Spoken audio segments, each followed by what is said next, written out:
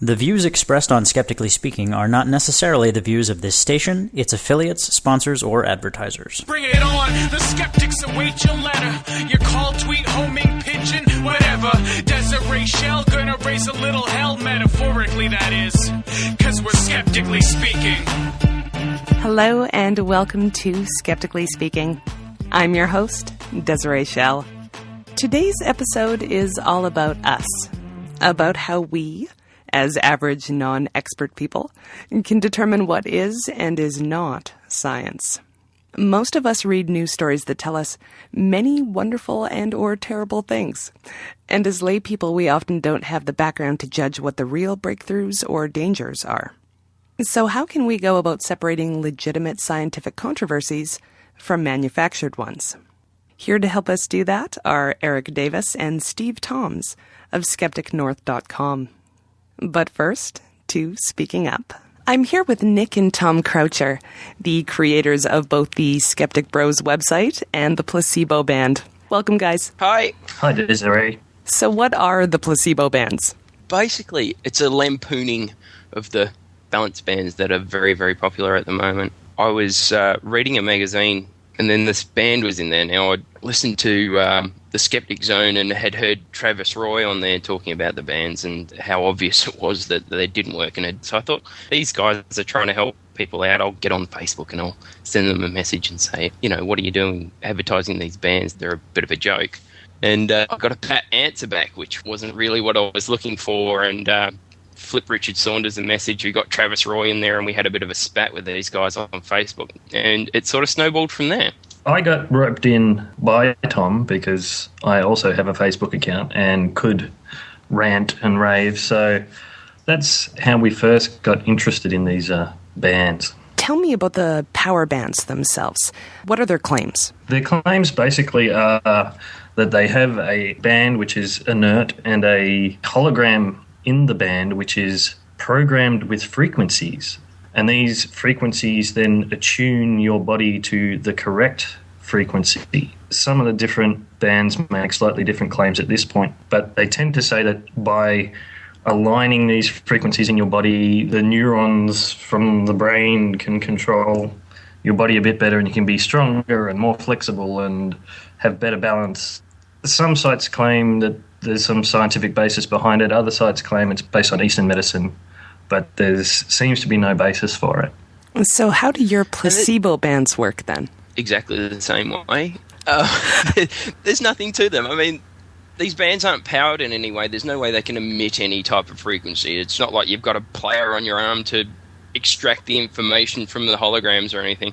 We thought we'd go with some truth in advertising and what we thought the bands actually are doing, which is you go along to a demonstration, somebody does some neat tricks, and if they do them fast enough and fluid enough, you might come away thinking that this band that they've shown you is what's having the effect when they're doing these balance tricks on your body. And like any good magician, if they're doing them right, they are pretty convincing, and your brain sort of fills in the gaps with the way you want it to. And we thought, well, if that's the real effect, we'll just advertise it as what it is, which is placebo coupled with a confirmation bias. You're wearing one of these things, you might go, oh, well, I feel a bit sporty, I'll go for a run this morning. You might not have been for 6 months, but you've gone for a run, you feel good at the end of it. Wow, this band works. That's how Placebo Band works. We thought we'd take it to the nth degree of funny and make it so, you know, whatever you believe in the Placebo Band will do.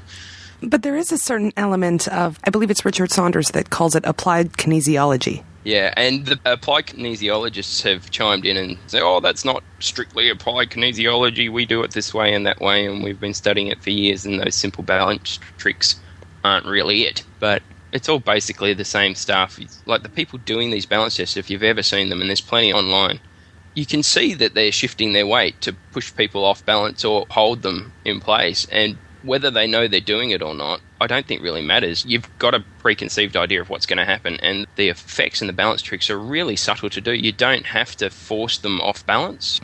You have a couple of tricks on your website that you ask people to do. Can you tell us about those? The original idea was it be sort of a back of a comic book. Get this and fool your friends, sort of like you were selling a cheap magic trick.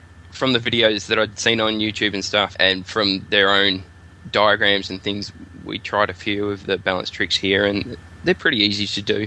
You don't have to shift your weight much to get the effect they're looking for. So probably the most common one is where you have your subject stand with their feet together, hands by their sides, and cup one hand away from their body, and then you put your fists into their hand and lean down. Now, it's almost impossible the amount you have to shift your weight to pull them off balance. If they're standing with their feet together, the center of gravity is right in the middle, and they're basically a stick standing up. And then to support them, all you need to do is lean just a little bit into their body, and you create sort of a tripod thing with your feet. So you don't have to move much to get them off center or to support them. And the difference being is you just do one with the band on and one with the band off. And it's so subtle that if you're thinking that they will stand up, they will. It's almost sort of idiomotor how subtle it is. So I did it with a friend of mine at a party. They were asking me what it was. I said, here, hold this magic beer in one hand, and did it. And my dad was there, and he said, oh, I know how you do that. You put the beer in his other hand, and that sort of balances him. I'm like, no, I didn't even do that. I just leaned a little away or towards his body. You don't have to do much to have these effects. So now, how did you guys figure this out? The theme of this episode is how regular non-scientist people can develop an understanding of what the scientific consensus is around particular topics. So are either of you professional scientists? No, I didn't even really go to the end of high school. Dropped out, started a band, grew my hair long. So no, I'm not a scientist. I am, however, a podcast junkie. By the time we got to Power Balance, Richard Saunders had already sort of busted them on Australian TV. There's a current affairs show over here that just went with it sort of fairly credulously and did pretty much an infomercial for Power Balance, and Richard rang up and called shenanigans, and they flew him to their studios and they did 5 tests. And that pretty much clearly demonstrated that the tricks were fairly easy to replicate. And from there, you don't have to do a lot of research to realise that there's not a lot of science behind what they're saying. Yeah, so I got my information from a popular media source. Nick, how about you? Do you have any background in anything related to this field? Not directly related. Definitely not in any sort of biology or anything like that.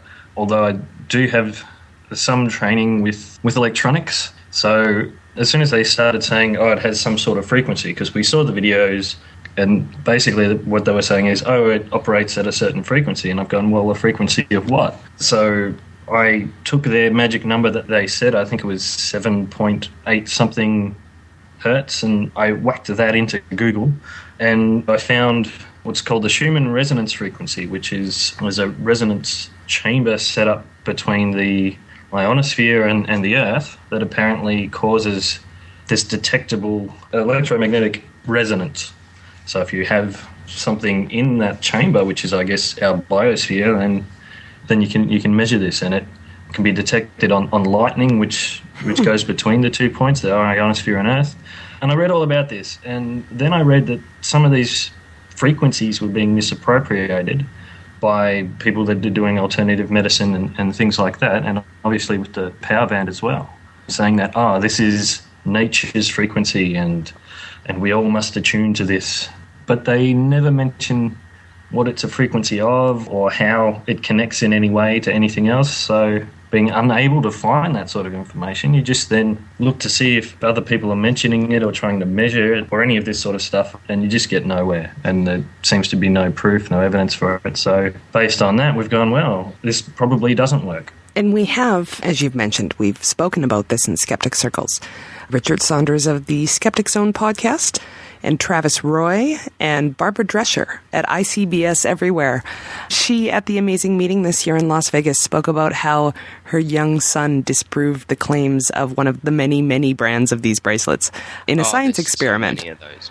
So are you actually aiming the placebo bands at a broader public then? When I saw Robert De Niro wearing one, I figured that it had gone beyond surfers and sportsmen and that type of thing and was now a fashion item. The meaning of them and the pseudoscience is almost secondary now. They're basically being sold as a fashion item, so right. We could do what we wanted. Really. But how much do these cost? The bands in the store can vary from $40 and $60. We sell ours for $2. And ours is basically cost price for us in a very, very low volume. Whereas these guys, they must be able to make them for probably less than 50 cents each. And you guarantee yours to do exactly the same thing. Yeah. No, we don't guarantee ours at all. Did I say yes? Did you say no? That was brilliant. Yes. Dude, what's the guarantee on the website say? Is absolutely... It guarantees not to do anything. I'm happy right. with that. So yes and no is the answer. So do you think that this is something that the public will pick up on? The placebo bracelets? What we're finding is we've put the cash up and did the tooling and got it done. And we're finding a lot of people who sort of had a similar idea going, well, your initial cost prices are a bit prohibitive if you only want 50. There's a guy in New Zealand who got a skateboard brand and he wanted to do a skateboard deck with a graphic that was basically lampooning these balance bands. And he was going to get his own bands made up with a BS band on it. But he found that the initial cost to actually get the thing molded was prohibitive and he only wanted 50. Basically, if you're ordering less than 1,000, it's going to cost you through the nose. So he got in contact with us and ordered 50 bands straight out because it was close enough to his idea. Richard Saunders has been buying them in lots of 10 and 20 and he goes and gives them away basically, does balance tests with people and that type of thing. We're getting a lot of people who are buying them in lots of 10 and 15 and using them for education or their own purposes or whatever. And they can use the tricks that you put out on the website to show their friends how the placebo bands do work exactly like the power balance bracelets or whatever the case may be. Yeah, for sure. And you don't have to use the placebo band, although it looks pretty flash. It's a lovely design. You know, you could view this as a fairly innocuous product, though. There are all sorts of really dangerous alternative health claims out there. So why take this on? Because it was easy. Yeah, this is our first project. We started the blog after a holiday we were both on, and we were sort of struggling. Well, we're not struggling, but debating, do we do a podcast? There's a million of those, and they're really good. Do we do videos? Well, we could do that, but we live on opposite sides of the country. We would just keep ticking along with the blog, and we said, yeah, it'll have a skeptical bent because we're both into that, but if we write something about zombies or it won't matter, we can do what we like, it's a blog. And then this thing came up, and it was a conversation we had. I said, man, why don't they just call it a placebo band? It is what it is. It's a fashion item now, it's taken off. And a day later, Nick's come back and said, well, we could get these made for this much. And it snowballed from there. And since then, they've been selling extremely well, far beyond what we expected. As Tom said about Richard Saunders giving us lots of plugs, I think we've mentioned his name less times in this interview than he mentioned our names on the last podcast. Richard Saunders. Oh, and Travis Roy. Look, the reason Richard knew who we were is because I just got a hold of Travis on Facebook and said, keep it hush-hush, but what do you think of this idea? And he was like, yes, he was so enthusiastic. And he said, you need to talk to Oz Skeptics because they were going to do something like that. So I rang Oz Skeptics and said, look, we're getting these made. Can we help you guys? And from there, that went as well. Yeah, a lot of it was good timing. Had we thought of this idea now, somebody else might have already done it. So where can people find them? On the website, hopefully for a little bit more time till this batch runs out. After this batch, we're not sure if we're going to continue or not. But if there's some left there, definitely go to skepticbros.com and check out our store. Perfect. Thanks for being here, guys. No worries. Thank you, Desiree. Since I spoke to Nick and Tom, there's been a new development in the magic bracelet saga. The Australian Therapeutic Goods Administration has ruled against Power Balance, the most well-known of the magic bracelet companies. The decision says, in part, in reaching this conclusion, the panel noted that the claims made in the advertisements were extraordinary to such a degree that no reasonable retailer could publish them on the basis of assurances from the product sponsor without requesting evidence that such claims could be lawfully made about the product. The TGA are asking for the withdrawal of representations, withdrawal of advertisement, and the publication of a retraction. You can find out more about the decision at the website of the Victorian branch of the Australian Skeptics at vicskeptics.wordpress.com. We'll also have a link to the post in this episode's show notes. And we'll be right back with more Skeptically Speaking after this.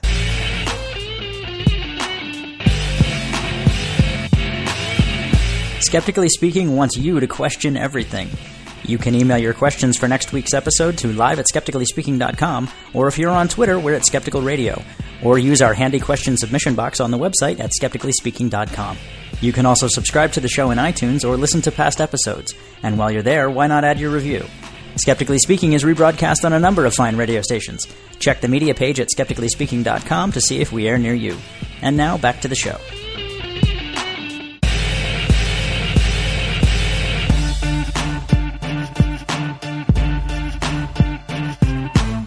Welcome back to Skeptically Speaking. I'm your host, Desiree Schell.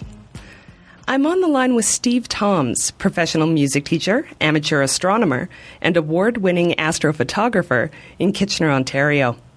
We're also joined by Erik Davis, a technology professional based in Toronto, who holds an MBA in business strategy and a BA in English.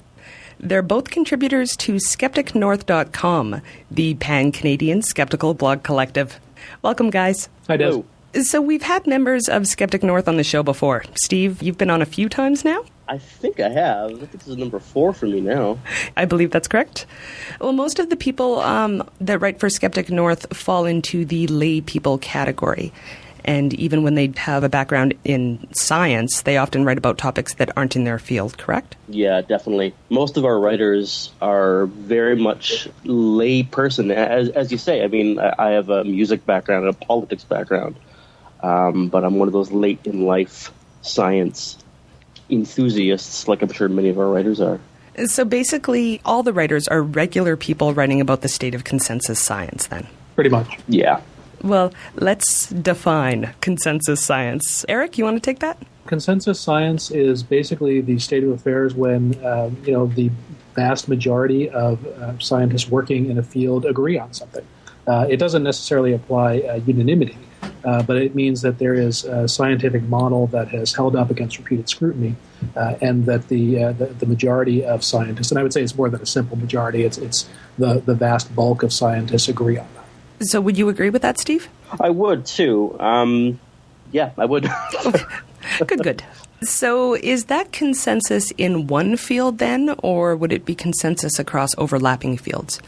Like with germ theory, let's say. Medical doctors, parasitologists, and microbiologists all agree that the little buggers are the problem. Well, I mean, that's sort of the rub with a particular scientific theory, is that you get independent confirmation from multiple sources.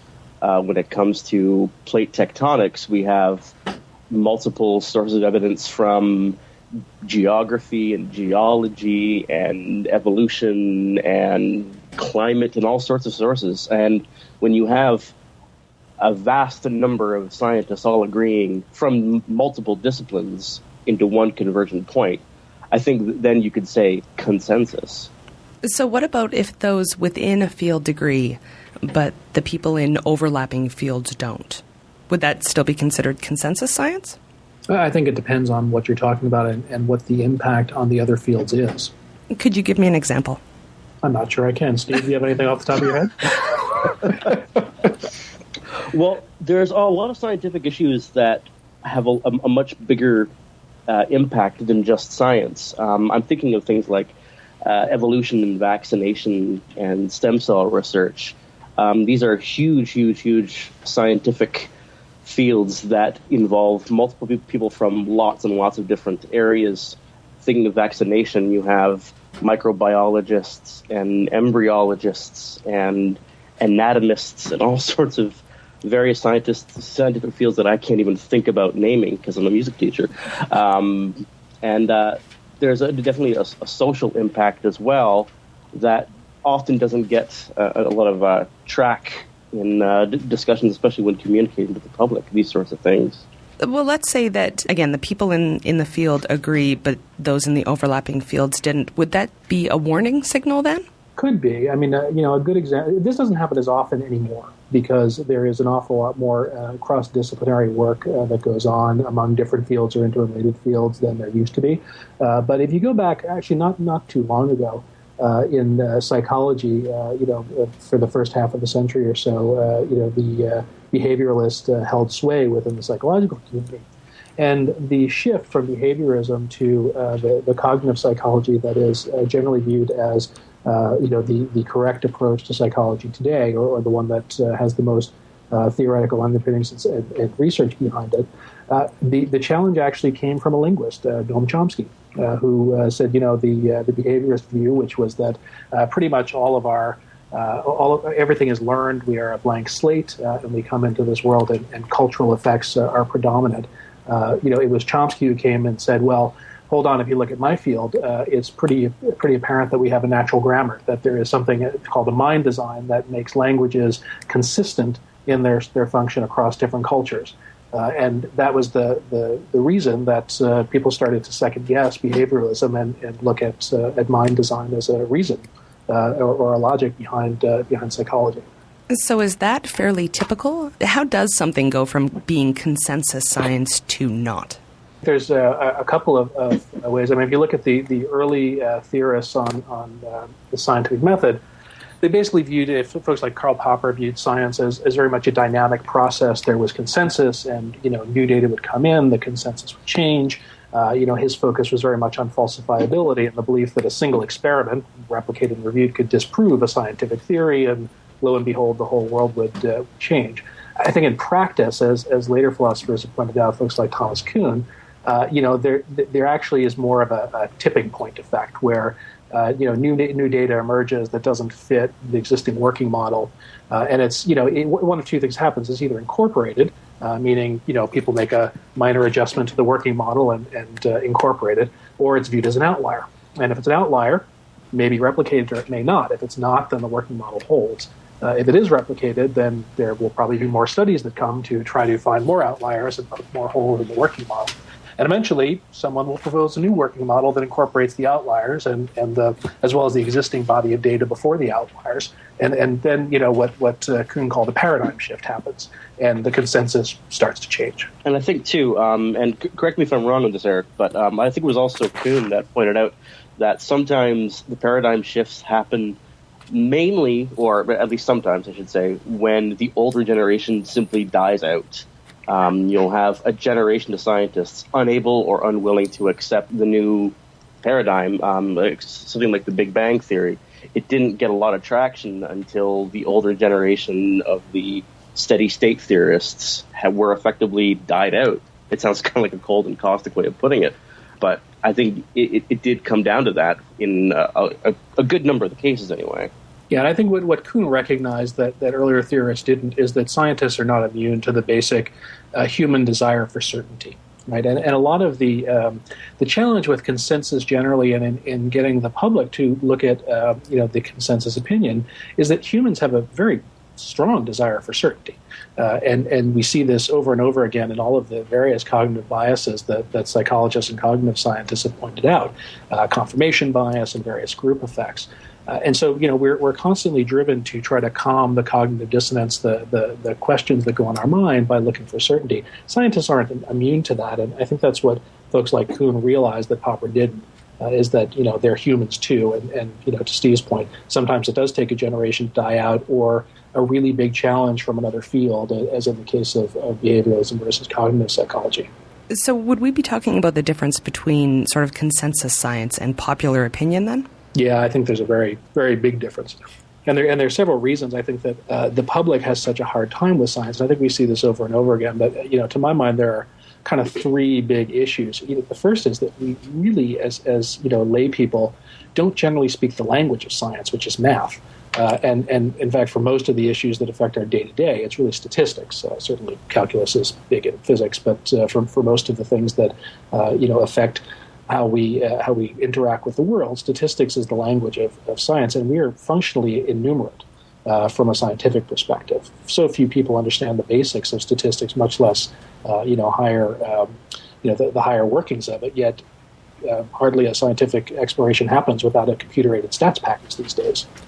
I think that the second is that we also tend to think we're smarter than we are, and that our native sort of cognitive processes, our common sense is useful scientifically, and we're not that smart, and it's not useful. As I mentioned, there's several cognitive biases that cloud our judgment. Our emotions control us more than we think we do. We try to calm the cognitive dissonance by striving to be certain, which is not the same thing as being right. We're subject to confirmation bias and group dynamics, etc. And, scientists, are, as I pointed out, subject to the same problems, but we've designed things like, proper study design to work around those flaws. And hopefully scientists are a little more practiced in their metacognitive skills. They're second-guessing their own cognitive processes. And the third, I think, is that we have a basic human belief that knowledge is something that should be absolute and immutable. And that we, have a hard time accepting a scientific definition of knowledge, which is probabilistic. It's, based on, we think this is the case, we've tried it, we're confident within this confidence interval this many times out of 20, and that may change if we get some new information. I think the idea of our common sense being really lousy at us, that's going to be a theme, I think, that most skeptics encounter. We are really lousy judges for the natural world, because to our natural world, the world is flat. And that is a rational thing to come across, too, because our eyes see a flat world. That makes sense. But rational and logic don't mean the same thing. And once you actually perform a scientific experiment to see if the world is flat, you end up coming wanting. And the common sense kind of underscores what Erik was talking about with the need for certainty. I think with a lot of people, with that craving for certainty, I mean, this is the reason why we read newspapers that are politically charged that happen to align with our own politics, or we seek out an author that writes the way we like to write or read. We are familiar with what we're familiar with. That sounds kind of circular, but we need these things to make sense. And going back to the, perfect solids. I mean, there was this ancient need for nature to be perfect and predictable and harmonious, but a few thousand years of science after that kind of says that, well, no, we can't just dive into this sense of wishful thinking. Well, let's go back to the flat Earth, because I actually like that example. So consensus science said that the Earth was flat until direct evidence to the contrary was provided, correct? I believe so. Anyone? Wasn't actually there. Right. Good.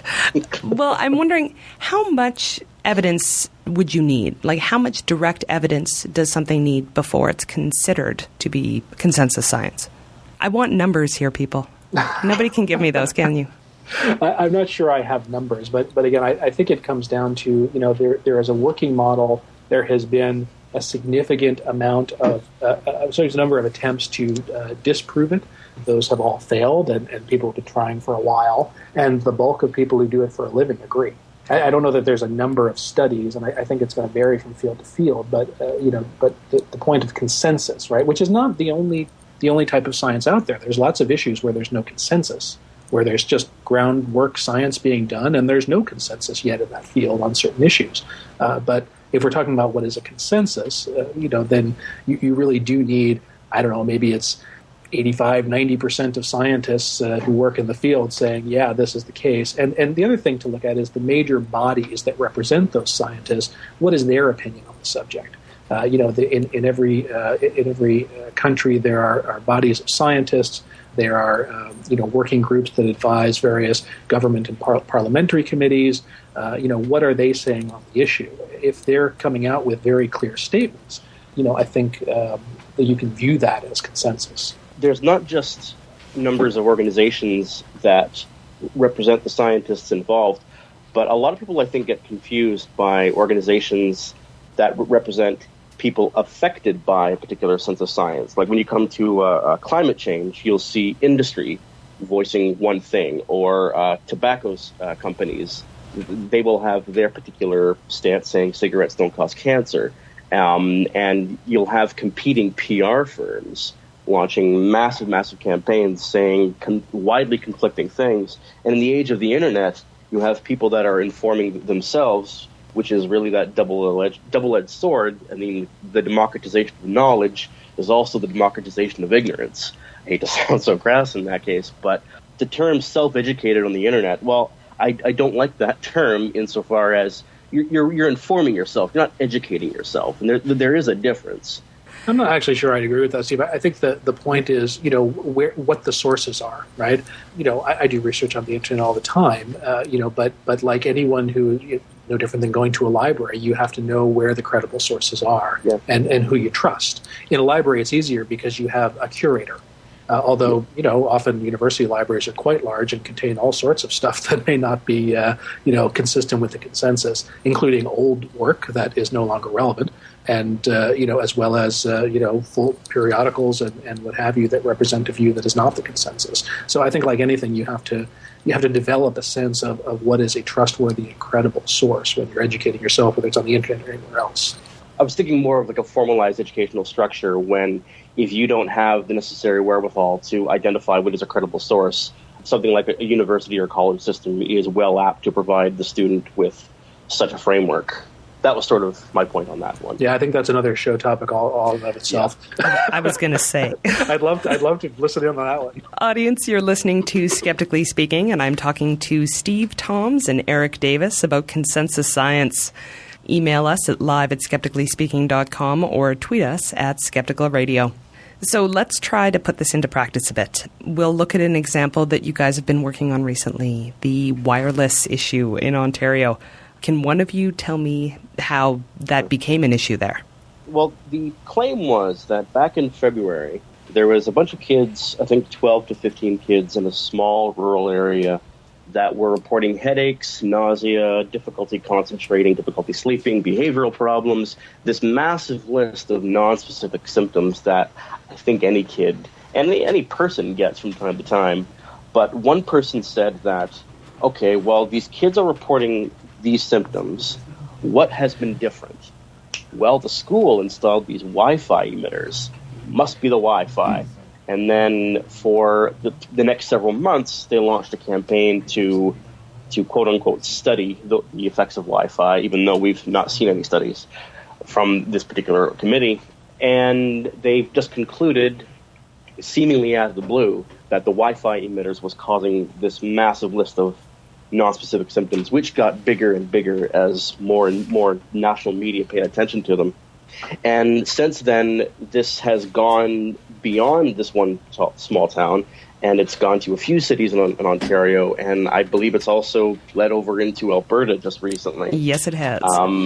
Yeah, I haven't followed too much of the Alberta case, but it can't be too different because the science is very clear, and it's, like Erik said, with the number of organizations representing scientists that are experts in this field, they've studied this for years and years and years, and contrary to popular belief, there are long-term studies about the effects of these wireless signals. I think Erik can talk more about the specific organizations and what they found. Yeah, I mean, in fact, if you check out Skeptic North, there's a recent article I did that has about 20 organizations from pretty much every Western government and several very highly credible NGOs, including the Cancer Society, etc., that are all unanimous in the fact that the research does not justify. But I just want to read you what I think is really the money quote from the World Health Organization. It says, in the area of biological effects and medical application of non-ionizing radiation, which includes cell phones, Wi-Fi, power fields, approximately 25,000 articles have been published over the past 30 years. Despite the feeling of some people that more research needs to be done, scientific knowledge in this area is now more extensive than for most chemicals. Based on a recent in-depth review of the scientific literature, the World Health Organization concluded that the current evidence does not confirm the existence of any health consequences from exposure to low-level electromagnetic fields. You cannot get more clear than that.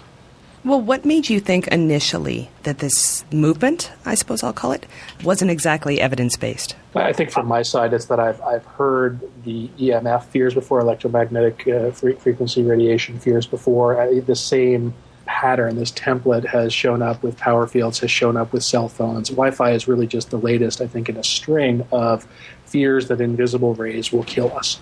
So when you see the template enough times, you learn to recognize it, and the skeptical bells go off. And we have a caller on the line. You said something about taking a group, say a certain groups, and understanding their position. But when you look back towards when Galileo, you take the Vatican, and they were the consensus at the time, saying that was the science that everything went around the Earth. How is it not? Do you not question some groups at some point? I think we absolutely must. That's part of the scientific process. But what ends up happening in order to get that kind of paradigm shift that Kuhn talks about that I referenced earlier, for every time there's a paradigm shift, there are dozens, if not hundreds, of dead ends, sometimes thousands of dead ends. There are researchers who attempt to find a path and don't find it. But there are also a lot of researchers who end up in a somewhat, quixotic quest to find something that's just not there. And I think what we've seen with the Wi-Fi thing, and you end up, if you follow the Canadian media, there's one scientist out of Trent, professor out of Trent named Magda Habas. This is someone who spent basically 30 years of her career trying to prove that there is a danger to electromagnetic radiation. And she has some studies that show that there is some effect. These have, without question, failed to be replicated and failed to be embraced by the broader scientific community. Not because they're hostile to it, but because A, it's an outlier, and B, there have been methodological issues and failure to replicate this with an awful lot of her research. In fact, we just had a guest post by Lauren Trottier, who's an advisor to the CFI's Committee for Advancement of Scientific Skepticism, with a piece that without actually even an awful lot of work, found some fairly large flaws in her latest research that shows these heart rate effects when people are near radiation. And not only just methodological flaws, but even purely logical flaws that fly on the face of everything we know about how heart rates work. The fact that they jump down immediately after the radiation has gone off. You can certainly see heart rates rise quickly. That's what adrenaline does, but they don't just fall off immediately. And that's what her research found. So we see these researchers who seem to be letting their beliefs about what should be there cloud their judgment about what they're actually seeing, or cloud the methodology, or cloud the research design. So we get these outliers, but so far in at least 30 years of trying, there hasn't been a paradigm shift on it. In fact, there has been continued reinforcement in the consensus. And I just want to add, too, in the case of Galileo, I'm probably oversimplifying things here, but he wasn't necessarily going up against scientific consensus. He was going up against convention. And I say that because he was one of the first to actually do direct experimentation and direct measurement. So he wasn't really going against scientific consensus because it didn't really exist so well at the time anyway. So how did you research this in the first place?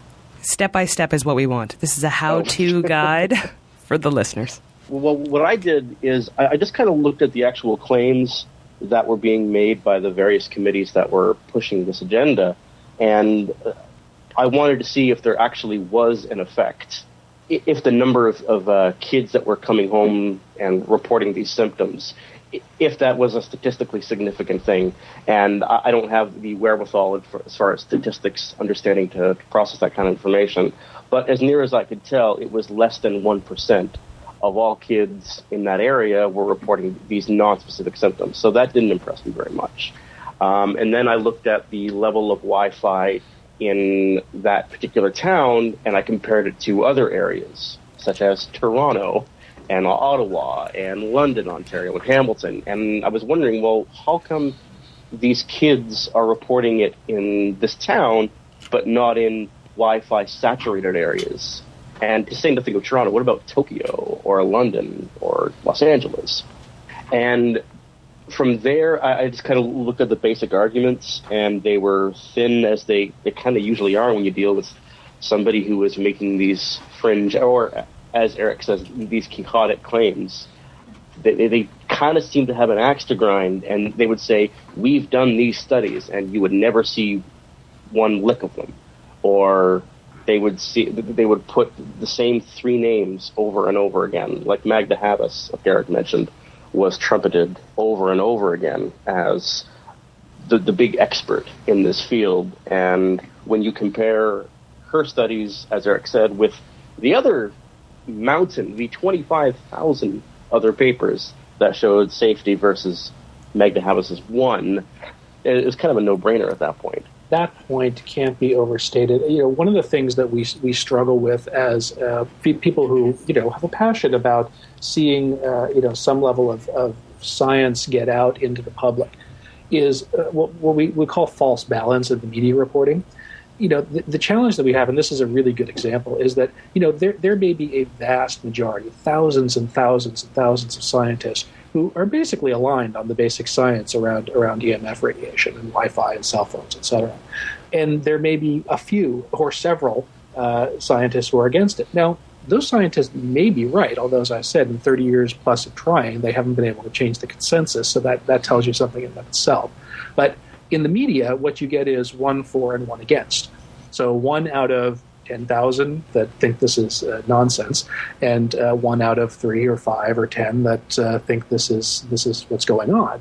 And that is a false balance. It doesn't represent the issue, but it seems like balance. You have 1 from each side. So is that the case with EMF? What is the ratio of those who think it's safe to those who think it's not safe? Again, every major research organization, representation of the scientists working in this field, every major government is aligned on one side, and you have a handful of researchers, most of whom have gone through the same arguments with cell phone before in power. Magda Havas did her early work in power fields and have been making the same arguments for quite a while and not swaying the consensus. I have to believe because the science isn't there. I'm not a scientist. I'm not qualified to judge the merits of her paper or the consensus paper. And it may be that there's a smoking gun that's found and everybody on one side missed something. But it's up to the scientists who have uncovered that flaw to change the consensus. And until they do, it's unreasonable for a layperson like myself to question the consensus. It just is. And I think this comes down to what it means to know something in a science-based world. Anyone who's ever taken an epistemology course will be familiar with the study of knowledge and the definitions of knowledge. But you don't actually have to take one to get the basis of it. Historically, philosophers have believed that knowledge is something that is absolute and out there and generally knowable, and that striving for perfect knowledge, there's some perfect knowledge out there, is the goal of human scientific exploration. Since around the 17th century or so, since the scientific revolution, there has been a very different view of what it means to know something, and that knowledge is really based in probability and statistics. There's a reason that it took 2,000 years or so of human history between Plato and Aristotle and the early work by Francis Bacon in rediscovering induction and the scientific revolution. It's because we didn't have a language to talk about what we call inductive reasoning and the inductive method. We didn't have a language to quantify it. So the bulk of human history basically tried to learn new things from what we already know. It's called deductive reasoning, right? We through careful thought and careful logic, we take a bunch of known premises and discover new information. The scientific revolution said there's another way, and in fact a better way to understand the world, which is we observe it and we measure it, and we try to figure out what's going on based on that. It's called inductive reasoning. It's from the specific to the general instead of from the general to the specific.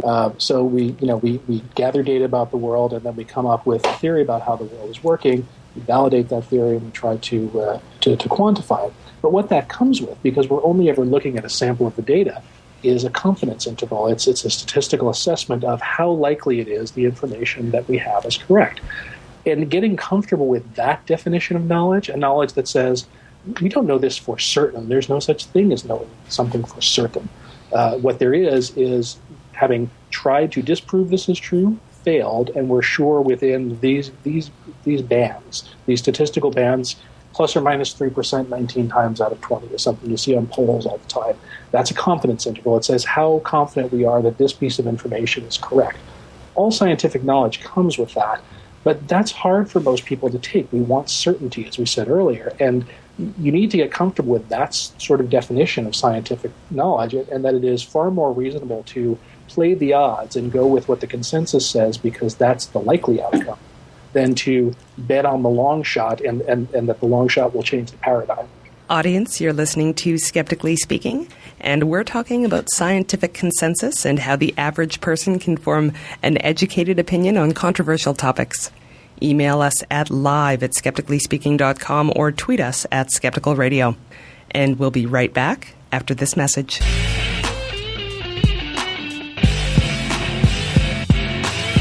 On the next episode of Skeptically Speaking, we talk to Jennifer Ouellette, author of The Calculus Diaries, How Math Can Help You Lose Weight, Win in Vegas, and Survive a Zombie Apocalypse. We'll find out how much advanced math figures into our daily lives, and how even the mathematically challenged can learn to love the language of numbers. And on Speaking Up, hip-hop science advocate Baba Brinkman returns to discuss his new project, The Rap Guide to Human Nature. That's next week on Skeptically Speaking, Friday night at 6 Mountain Time, live at skepticallyspeaking.com.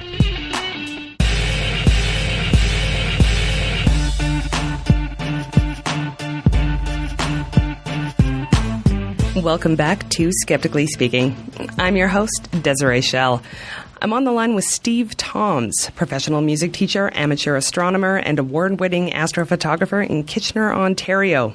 We're also joined by Erik Davis, technology professional based in Ontario, who holds an MBA in business strategy and a BA in English. And they're both contributors to skepticnorth.com, the fabulous pan-Canadian skeptical blog collective. And we have a question from the chat room. As skeptics, what exactly should we be looking for to recognize a source as credible and representing the consensus? And that's from David Gluck. What should we be looking for? I don't know that, for my part, that I could give you any kind of hints as to what you should be looking for as credible, but there are some things that are not credible. You'll often see activist groups that are headed by people with no education or training in a given field whatsoever. And you'll see a very small number of people. Recently here in Kitchener-Waterloo, we had a thing about water fluoridation, and it's come up 4 times over the last 30 years.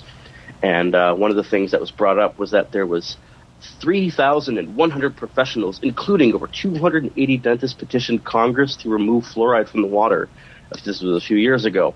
And that sounds impressive. You think, wow, 280 dentists.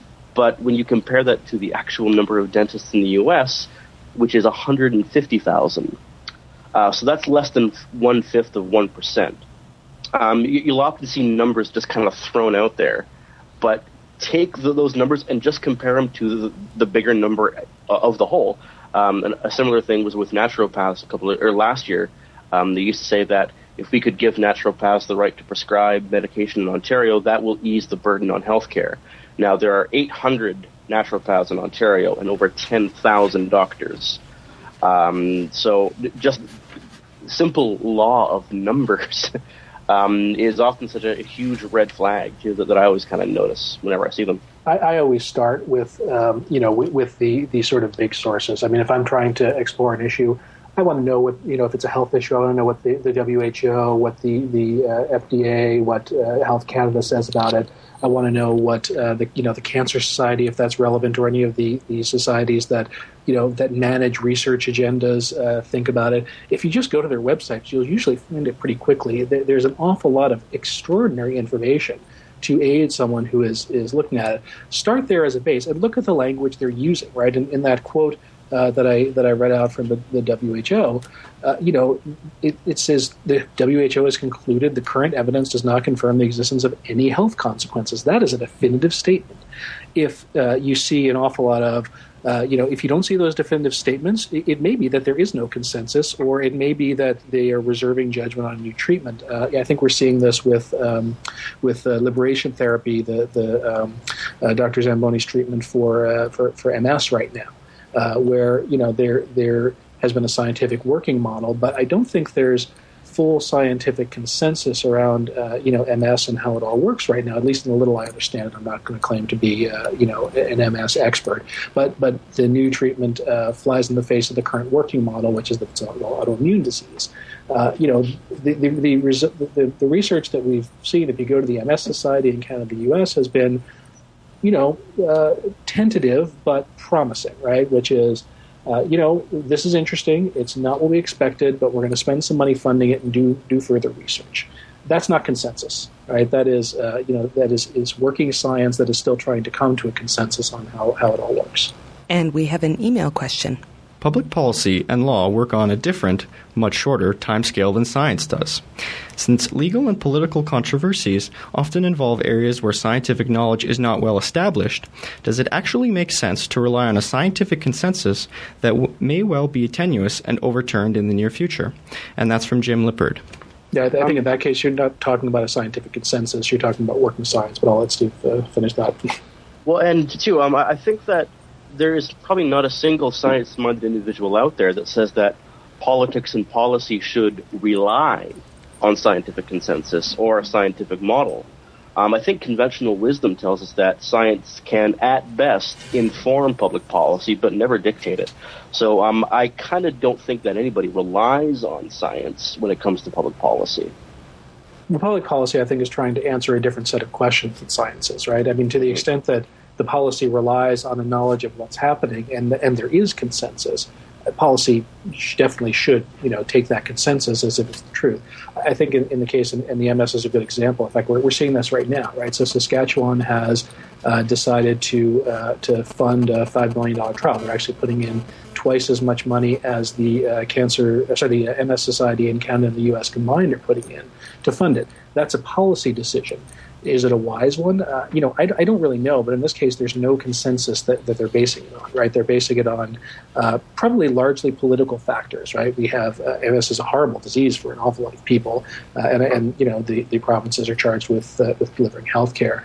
But I think if we pull it up a level, a more generalized answer to that question is politicians have to look at risk-benefit analysis, right? In the absence of a consensus, you've got to weight the risks and the benefits of action versus inaction, and try to come up with the best example. But I think in those cases, it's really important to build in sunset clauses, gates for reviews, to frame them as pilot programs. Because once things get funded and there's public policy around them, it's very hard to dislodge them just because the science goes and changes. So when there's not consensus and you want to, and you decide that the risk-benefit analysis favors action versus inaction, then making sure that this is a provisional program is really important from a policy perspective.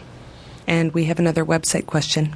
Canada has recently declared BPA a toxic substance, despite evaluations by Health Canada, the World Health Organization, the U.S. Food and Drug Administration, and the European Food Safety Authority, which have all found that the best studies, i.e. those using good laboratory practice standards, have shown no evidence of harm. Is this a case of public policy going against the scientific consensus?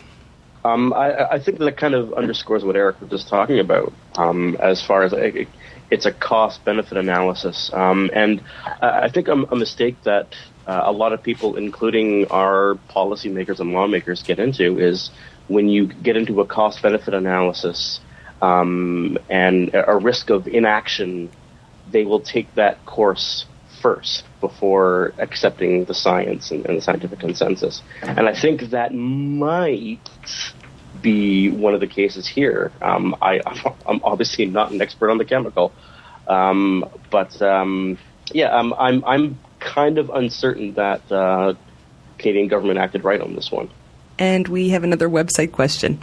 I've done my research, and I side with the experts on climate change.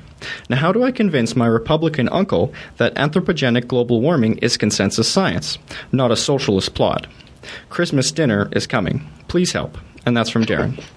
If I knew the answer to that, I would have many happy Thanksgiving dinners. I think the way I've tried it, and we come up against this issue all the time with our friends and family. It's easy when you're writing a blog to just put it out there and be the expert and do the research and hope people listen.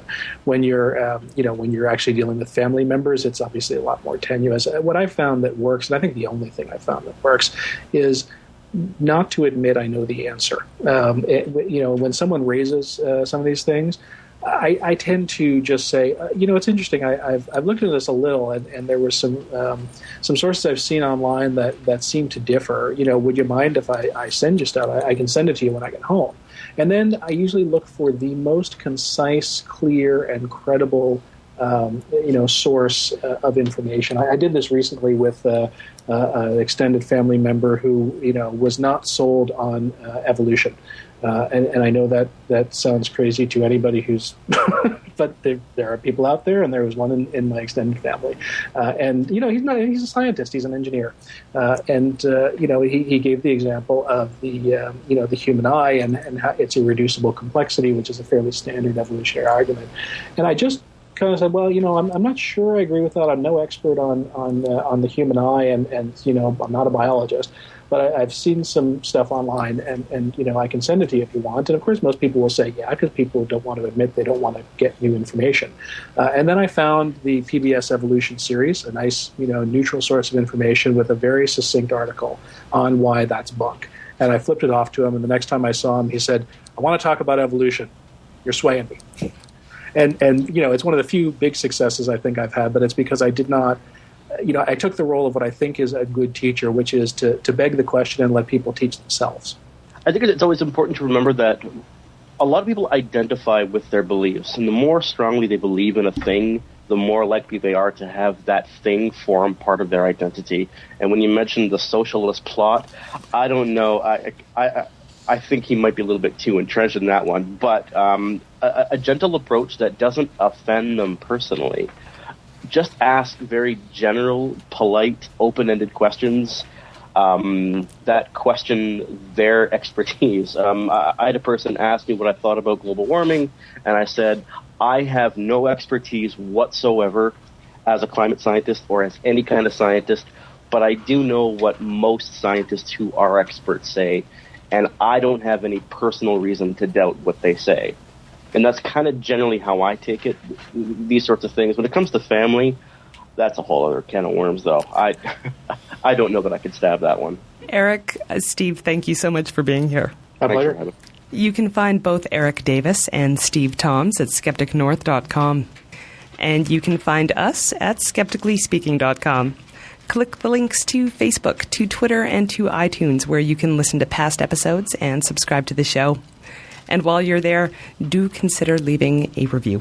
Thanks for listening, and we'll see you next week on Skeptically Speaking.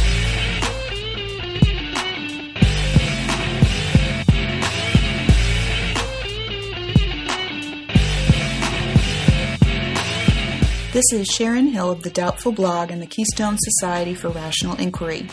Science in our society is generally held in high regard as a way to obtain reliable knowledge about the world. Surveys consistently show that scientists are trusted and respected members of our society. Because of this, images and words that sound science-y are used and abused by advertisers and special interest groups to lend credibility to their presentation. You'll notice this appeal to science in advertisements for beauty products or diet supplements, or used to legitimize religious-based ideas like intelligent design, or even to hunt ghosts. An audience can find something more believable or worthwhile if it's promoted with words and images associated with science. Why does this work? While scientific words are impressive to the untrained ear, they sound complicated and technical. Energy and quantum are probably the two most common science-y sounding words misused to invoke a feeling of intelligence and sophistication. The average non-scientist doesn't understand precise scientific words, but that's not surprising, considering scientists require special training for their work. It's no different than other specialized professions like mechanics, dentists, and electricians, for example. Just as you might be confused by an unscrupulous mechanic describing why you need your car fixed, you might be fooled by someone throwing science-y sounding explanations around. The public admires science, but typically won't make the extra effort to understand it. That makes them vulnerable to giving science-y sounding ideas more credit than they deserve. It pays to be aware that someone might be using a science-like appearance as a way to impress you, but may actually have a whole lot of nothing underneath. You can read about imitating science by visiting my blog at idoubtit.wordpress.com and click on Sham Inquiry. Bring it on, the skeptics await your letter. Your call, tweet, homing, pigeon, whatever. Desiree Shell, gonna raise a little hell, break the spell of Pavlov's spells. Cause we're skeptically speaking, our mind reading tarot cards and witches, psychics, and their spoon-bending mind tricks. All the humbug, flim-flam, frauds and shams, the charlatan who I don't think you understand. It's the hocus pocus, out of focus locus, eroding the brain, making gains on the hopeless. Let the crystal ball fall, smash on the floor, leave the pieces alone, we don't need them anymore. Just a microscope, telescope, magnifier, reading in between the lines of these lies. Bring it on, the skeptics await your letter. Your call, tweet, homing, pigeon, whatever. Desiree Shell, gonna raise a little hell, metaphorically that is, cause we're skeptically speaking. Skeptically Speaking is recorded live at CJSR in Edmonton, Alberta, Canada. Michael Harrison manages our electronic communications. The soundboard is run by Ryan Bromsgrove. Lisa Skovanek is our assistant studio technician. Post-production editing and additional research by K.O. Myers. Our theme song is written and recorded by AOK, and I'm your host, Desiree Schell.